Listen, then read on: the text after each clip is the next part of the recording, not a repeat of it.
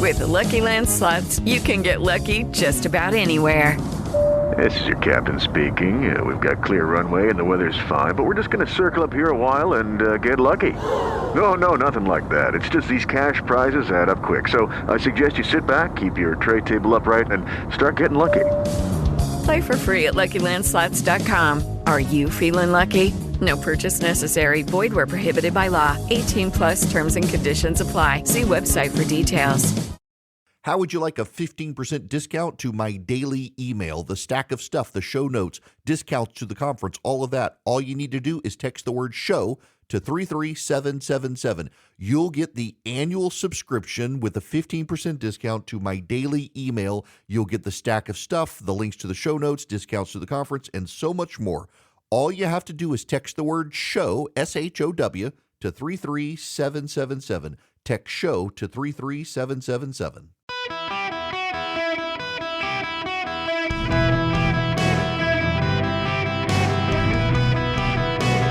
Welcome to the Eric Erickson Show podcast, Hour 1. Hello, America. Welcome. It's Eric Erickson here. It is the Eric Erickson Show nationwide. The phone number 877-973-7425. The amount of hate mail that I got after saying after Iowa that it meant the primary was over and Trump was going to be the nominee. Well, guess what? The primary is over. Trump's going to be the nominee. DeSantis is out. It is Trump versus Haley in New Hampshire. If the New Hampshire polling average is as good as the Iowa polling average, Trump's going to win. And I don't doubt that it is. Here's DeSantis' withdrawal yesterday. Came after some media outlets insisted he was not going to drop out of the race. Literally, one guy from Fox Business tweeted, "Sources tell me DeSantis is staying in for the long haul." And about 30 minutes later, this. Now, following our second place finish in Iowa, we've prayed and deliberated on the way forward. If there was anything I could do to produce a favorable outcome, more campaign stops, more interviews, I would do it. But I can't ask our supporters to volunteer their time and donate their resources if we don't have a clear path to victory. Accordingly, I am today suspending my campaign. I'm proud to have delivered on 100% of my promises, and I will not stop now. It's clear to me that a majority of Republican primary voters want to give Donald Trump another chance. They watch his presidency get stymied by relentless resistance, and they see Democrats using lawfare this day to attack him. Well, I've had disagreements with Donald Trump, such as on the coronavirus pandemic and his elevation of Anthony Fauci. Trump is superior to the current incumbent, Joe Biden. That is clear. I signed a pledge to support the Republican nominee, and I will honor that pledge. He has my endorsement because we can't go back to the old Republican guard of yesteryear, a repackaged form of warmed-over corporatism that Nikki Haley represents. The days of putting Americans last, of kowtowing to large corporations, of caving to woke ideology are over. That's Ron DeSantis suspending his campaign. This is Nikki Haley responding. We just heard that Ron DeSantis has dropped out of the race. And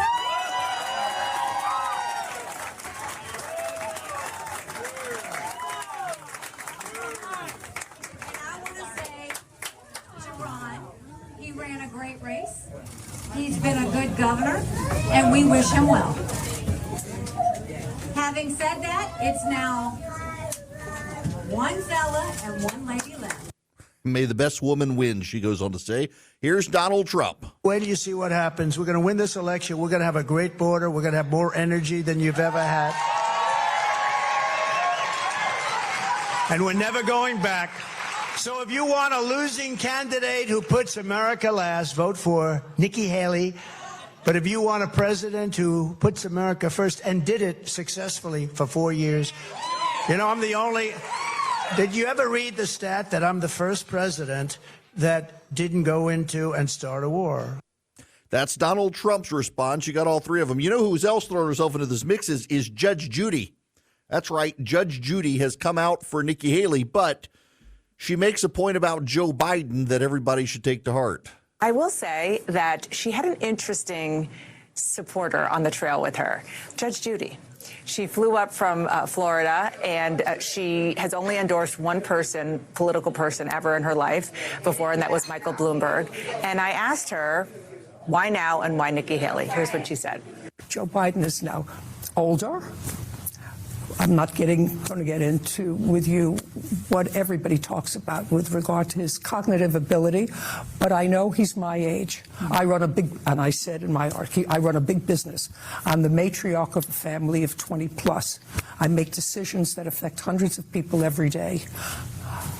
I need a nap in the afternoon. So does Joe Biden. Probably too. That's Judge Judy. He needs a nap, probably too. He's unfit. She's not going to get into it. I don't think it matters. Here's the state of play for everybody. Donald Trump is the Republican nominee. I have thoughts on DeSantis, and I might as well give them to you. And I don't want to make friends of mine mad. I've kept my mouth largely shut in assessing it out of respect for the campaign until DeSantis got out. So let me just tell you my view of the campaign, and it began before the campaign begun. I don't know that DeSantis, the moment Trump was indicted, could have done anything differently. But had DeSantis chosen to get into the race when it was obvious he was in the race, he probably would be faring differently than he is now. I think it was a mistake for Ron DeSantis to wait. Just go back to example for the year 2000. George W. Bush was in a similar situation. He wanted to wait for the Texas legislature to wrap up its work before he got in. But he came out and said he was going to form an exploratory committee and was thinking about running. And as the Texas legislature wound down, he showed up and announced that he really was running. And in the meantime, he had surrogates out there defending him. He could spend some money. He could run a presidential campaign while still making sure that he was the governor of Texas first. DeSantis didn't do any of that, and it was a strategic mistake. The man has had more money, and this is a true number. DeSantis had more money spent against him than all other candidates combined. More money attacked Ron DeSantis than all the other candidates combined.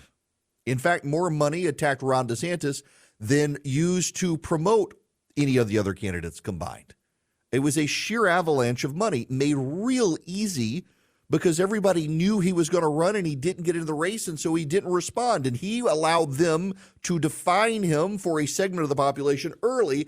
And then what did he do coming in?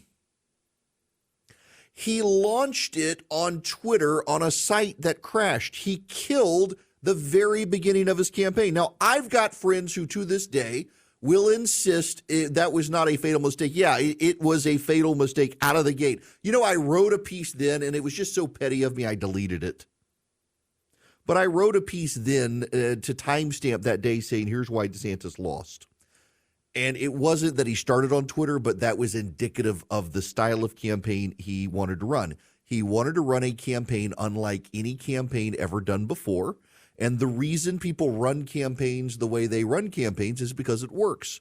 Ron DeSantis dragging it out when everyone knew he was running instead of doing an exploratory committee like Bush did, allowed others to pour money in to attack him and define him before he could even chance to respond. And then on the day he decides to launch his campaign, he cedes control to Elon Musk on an unstable platform that collapses. And the initial story about DeSantis' campaign is its failure to launch because he did it with Elon Musk and what's his name from Elon's friend. They're Russia sympathizers. He does it on Twitter. The whole thing is unstable. And all the DeSantis supporters are like, oh, he answered policy questions. Nobody cares about that crap. Nobody cares about Ron DeSantis' ability to give you a 25-point plan on some esoteric piece of federal policy. They care about what his message is. And honestly, I don't know that he had one other than I'm Trump, but not. And it turns out the American people on the Republican side want Donald Trump, not Trump-like. And I don't mean that disparagingly of DeSantis. I had him on my program a couple of times, and I kept pushing him on his economic message. And his economic message was always, well, I cut toll fees for people in Florida. He said that in multiple interviews on this very program. When I asked him, what does he want the American people to know about his economic vision? It's he cut the toll in Florida. Most Americans don't have toll roads, let alone Florida. Make America Florida wasn't any more compelling than Gavin Newsom's Make America California. People in Iowa like Iowa. They're there by choice. That was the frustrating thing I had. The bottom line here on the DeSantis campaign to me is that it felt, and it, just so you understand, I have run political, and no, I've never run a presidential campaign, but I have run congressional campaigns. I've run statewide races. I've run state legislative races. I've run local races. They're all largely operate the same, just at scale. A presidential election is statewide elections in 50 different states, trying to find messages to persuade people in at least 15 states because of the swing states in your core base.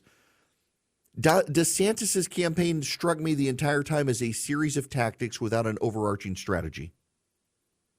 You have to have an overarching strategy and message, and I just don't know what his overarching message and strategy is. With Donald Trump, what is it? Make America great again.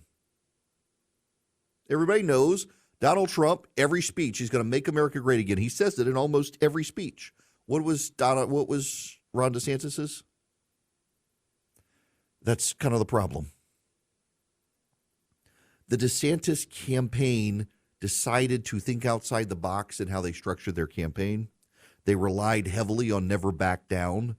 They funded it aggressively. The super PAC was going to build the ground game. Well, the ground game needs a message to sell. They never got it from the campaign. It changed regularly.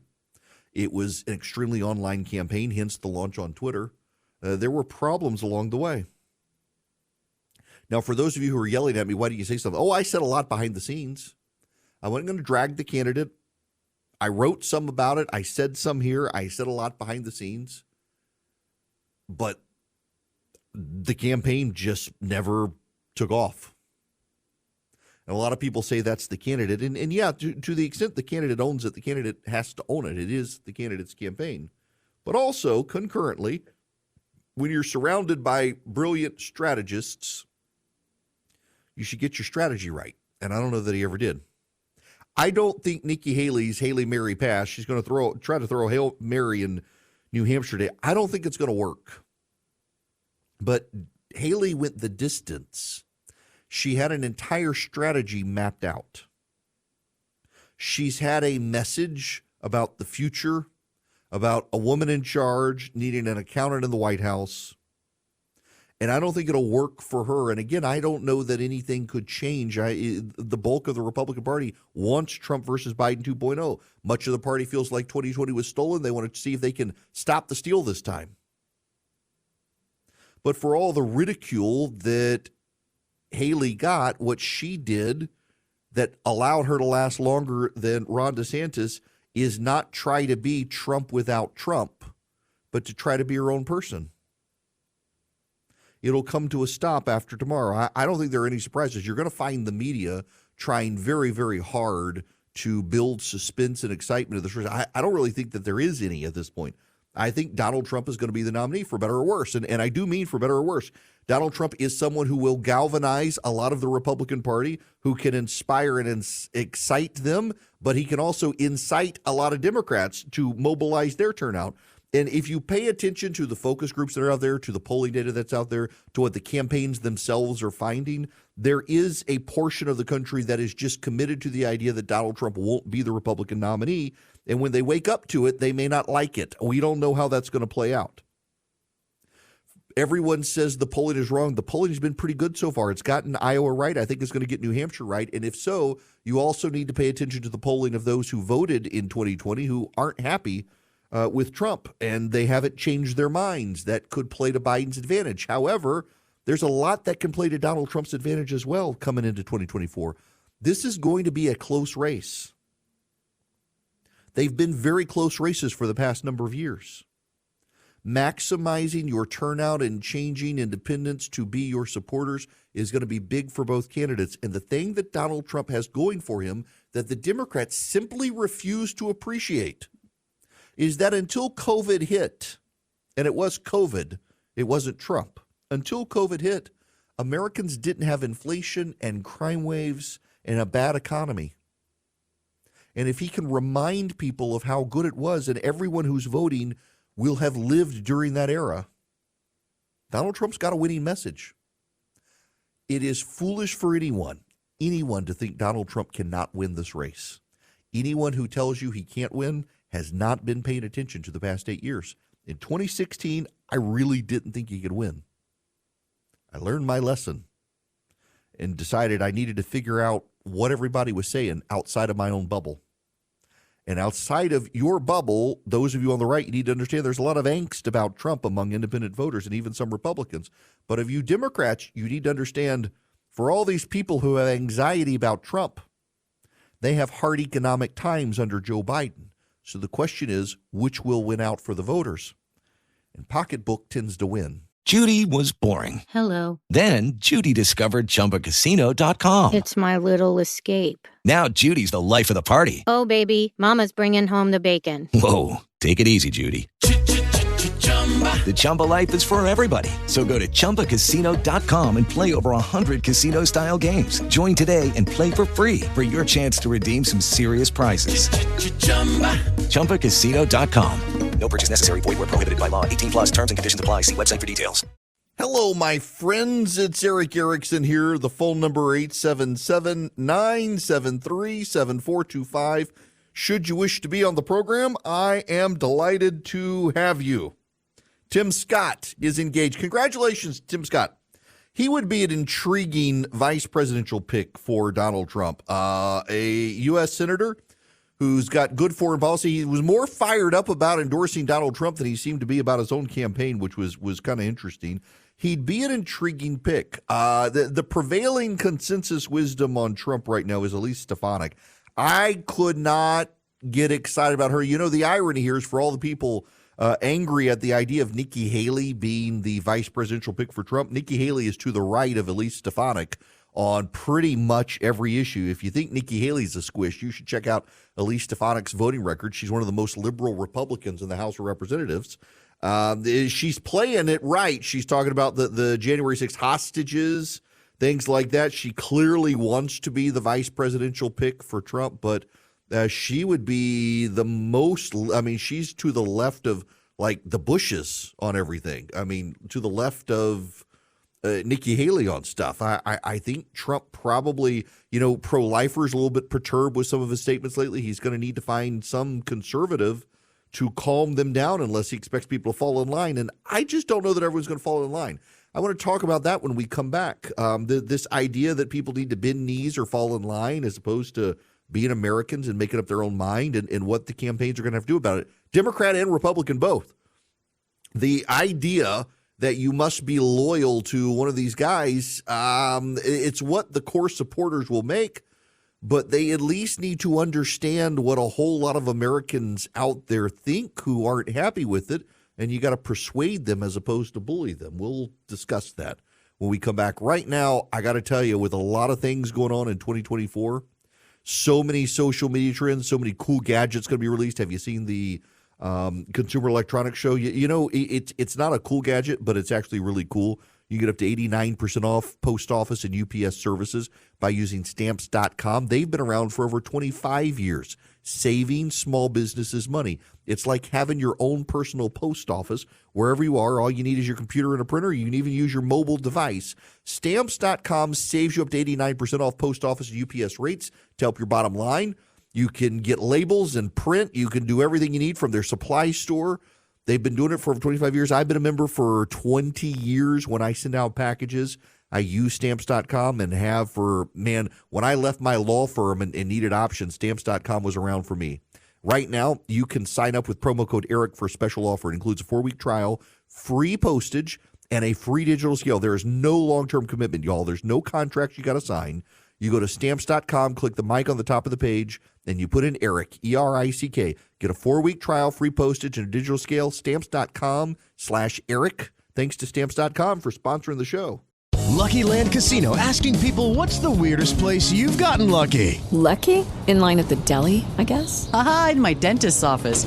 More than once, actually. Do I have to say? Yes, you do. In the car before my kids' PTA meeting. Really? Yes. Excuse me, what's the weirdest place you've gotten lucky? I never win and tell. Well, there you have it. You can get lucky anywhere, playing at LuckyLandSlots.com. Play for free right now. Are you feeling lucky? No purchase necessary. Void where prohibited by law. 18 plus. Terms and conditions apply. See website for details. Hello, welcome. It is Eric Erickson here across the United States of America. The phone number is 877-973-7425 should you wish to be on the program. Now, you should text the word DATA, D-A-T-A, to 33777 and order my new book. Comes out in a couple of months. Pre-ordering is available. Before I move on to any other subject, I want to take Sharon's phone call here. Sharon, welcome to the show. How are you? I'm really good. How are you? Great. What's going on? I've got a question. What happens, say it's August or September of this year, months before the election, and for whatever reason Joe Biden is unable to run? Who would be the nominee? Oh, good question. Okay. So here's how it works legally. Whether or not we follow the law is a different matter, but legally, Yes. so everybody has to understand, Kamala Harris is not running for anything. So she gets no nominating votes. If Joe Biden steps aside before Kamala Harris is confirmed as the running mate at the Democratic National Convention, it's Katie bar the door. It's an open convention. They get to pick, the delegates at the Democratic National Convention get to pick who they want to be the nominee, and they can pick anyone. I would look towards Kentucky to Andy Beshear. He's a Democrat who won a Republican state with Republican backing. He's more moderate than Gavin Newsom, but he's right on all the Democratic issues from abortion and woke stuff, but seems to be more moderate than Newsom. I would look at him. If, however, Kamala Harris has been confirmed, so if Biden doesn't drop out until after Wednesday night of the Democratic Convention, that's when the VP is confirmed, then they're stuck with Kamala Harris. Because under the rules, Harris, by being the vice presidential nominee, would become the presidential nominee if Biden drops out. Well, that's sort of good news. And by the way, so this works the same way for the GOP. If something happens to Trump, if before the Wednesday of the convention, Wednesday night of the convention, he's no longer the nominee, then it's an open convention. But if he picks a vice presidential nominee and they're confirmed that Wednesday night of the Republican convention, then that person becomes the Republican nominee. It works the same way for both parties. Well, thank you. I appreciate it. Yeah, absolutely. Great question. Sharon did what callers are supposed to do and make me look good and knowledgeable. In all seriousness, though, once the vice presidential nominees are picked for the candidates, if something happens to the candidate, then the vice presidential nominee becomes the candidate. But if something happens to the candidate before the convention, well, the vice presidential nominee is a hypothetical until then. So Kamala Harris arguably has the claim as the current vice president. And as Joe Biden's intended running mate, but the Democratic National Committee is not bound by it. And you have to keep in mind, Kamala Harris is the least popular national politician in America. I mean, for however bad Joe Biden's polling is, Kamala Harris's is worse. It's remarkable. Now, I want to move on. Over the next number of weeks, you're going to hear lots of unity talk that people need to fall in line. People need to bend the knee, whatever. There's going to be all sorts of pressure tactics imposed on people on the right. There will be on the left as well with the Dean Phillips surrogacies and the Robert Kennedy Jr.'s and all that. Everybody's going to want you to fall in line, bend the knee. First of all, I want to tell you, you're an American. You don't have to bend a knee or fall in line. You get to vote however you want to vote. That being said, it's going to be the Republican or the Democrat. Now, I get in trouble for talking about third parties because people think I want one. I don't want a third party. I just want you to be mindful of the fact a lot of people do. And they don't want Robert Kennedy. They want a Manchin Romney or Romney Manchin. That's the one that gives the media priapism to think about. I think as an academic exercise, it'd be fascinating to see what they do, but they wouldn't win. Don't think that a third party is going to win in this country. They may be where people go for a protest vote. The reality is it's going to be Biden or it's going to be Trump. or whoever the Republican and Democratic nominees may actually be, but I think it's going to be one of them. At least try to understand outside of your bubble, there are a lot of people who are unhappy with the Republican and Democratic parties right now for what they're doing. The polling was fairly accurate in Iowa, and I believe it's going to be fairly accurate in New Hampshire. And what comes up time and again is that the non-Republican, non-Democratic voter, the general election only voter, the people who don't care about the primaries, they're really unhappy. So the point becomes this. When Ron DeSantis dropped out yesterday, he was immediately attacked by Turning Point USA's Charlie Kirk and by that crazy woman Laura Loomer and other Trump supporters. A lot of them attacked DeSantis. When he gets out of the race, they kick him when he's down. It's one thing for the left to do it. Gavin Newsom did it and others. It's another thing for Trump surrogates to do it, Trump supporters, prominent Trump supporters to do it. This is going to be a very close race. And if you're a supporter of Donald Trump or a supporter of Joe Biden, insulting and attacking the people you need as part of your coalition is not a smart thing. If you're a Republican who thinks 2020 was stolen, it's even a dumber thing for you to do, because if it ain't close, they can't cheat.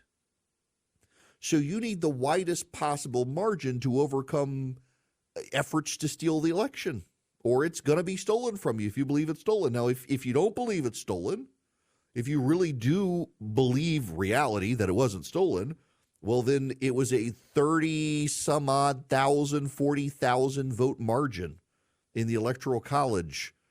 And those 30, 40,000 people, do you want to get them mad at your candidate and so they stay home, or do you want to try to find ways to persuade them your guy is right? Do you want to find a way to bring people to your fold? I would submit to you that peeing on DeSantis after he gets out of the race by prominent Trump people isn't a good way to bring the DeSantis people to the fold. Don't say you don't need them when in 2020 the race was lost by 30-some-odd thousand votes nationwide. Maybe 40,000 votes. It was a very close election. Less than, I think, 50,000 votes separated Biden and Trump. And if you say it was stolen, again, if you believe that 2020 was stolen, then you need the largest margin possible to avoid theft this time. Because if it ain't close, it's real hard for them to cheat. So you, the Trump supporter, and you, the Biden supporter, got to find ways to convince people to come to your side. Because at this point, I don't think the bullying and the cajoling and the badgering and the heckling and the pressure is going to work. I've got, for example, there's a guy on Twitter who's very, very mad at me saying you can choose to be high-minded or you can choose to get in line and fight because the Constitution's under threat. It's not my job. My job is to tell you what's going on and give you the information so you can decide. I am not going to bully, hector, or cajole or pressure anybody to vote for any candidate. I will tell you that it's going to be Trump or Biden, and you're going to have to pick. But I'm not going to bully you and cajole you like so many people are wont to do on social media and elsewhere. The other thing I will tell you is that this is not the most consequential election in the nation, and that the nation is destroyed if your guy loses. I used to tell people that, and I found myself every election saying the same thing, and it never came to be. In 2020, we were told that it was the last election to save America. And if you didn't vote, America was ruined. And now they're saying the same thing this time. But I thought it was last time. So is America either lost or is it not? If you keep telling people that this is the last election to get it right, at some point, people finally need to realize that, no, that's not true. America, whoever wins in 2024, the country will still be here. You may not like the way it goes policy-wise, but the country's going to be here. So instead of scaring people, maybe give people a positive message for the future. With Biden, his message is pretty straightforward. I'm not Donald Trump. I won't give you anxiety. You may not like me, but actually the economy's headed in the right direction. We've turned the corner, and we're not going to have World War III started on social media. I don't know that that works very well given the last 4 years, given people don't like the economy. With Donald Trump, his message can be pretty straightforward as well. He will battle the wokes and keep boys from your girls' locker room and sports. And the economy was really good when Donald Trump was president, unlike Joe Biden. And I'm not on social media anymore, so I won't give you anxiety about my tweets. The end. He's got a good message. And as people still don't like the economy, Donald Trump's got a great message of, hey, y'all all remember when I was president, you might not have liked me, but you loved my economy. The heckling, cajoling, you've got to fall in line, you got to bend the knee, you got to support. I have literally never been that guy. I mean, if you've listened to me since I started on radio in January 11th of 2011, or read me at Red State going back to August of 2004, I have never been the fall in line, bend the knee, march whether you like it or not. And I'm not going to do that. I certainly have my biases. I was an elected Republican. I'm a conservative. I'm an evangelical Christian. But my job is to give you the information so you can make up your own mind, not tell you how to think or how to vote. I will tell you this, though, that if you're a supporter of one of these candidates and you're just deciding that you're going to heckle and browbeat the snot out of people, you're probably going to find a lot of people who don't want to vote for you. And if the election is very close, you yourself could be sacrificing the margins for your side. You need to represent your candidates well. As to the rest of you who don't like either candidate, I feel your pain. Not a fan. At the same time, it's going to be a Republican or a Democrat. You may decide the stewardship of your vote is to leave it blank and hope that enough other people leave it blank that the parties realize we got a problem. We got too many people sitting on the sidelines because our candidates alienate them. That's your choice. It's your choice. My choice is to provide you the clearest view I can of the candidates and their policy differences, and also, while everybody is so obsessed about the presidential election, to remind you that there's a whole world out there of other things happening.